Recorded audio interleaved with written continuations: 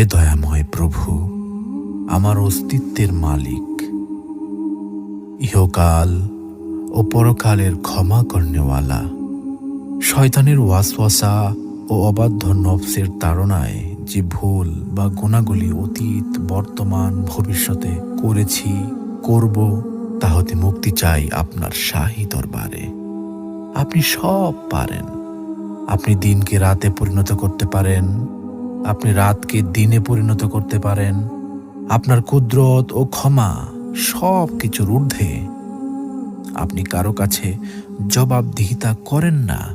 আপনি রাজাধিরাজ। আপনার মহিমা যে ভাষায় লিখি না কেন, সবই ম্লান হয়ে যাবে আপনার শানে। পাপের ভুবনে পাপে পূর্ণ আমি, শত সহস্রবার ভূপৃষ্ঠে কপাল ঠেকিয়ে আপনার নূরের চরণতলে ক্ষমা চাই। হে প্রভু দয়াময়, ক্ষমা করুন নিজ গুণে।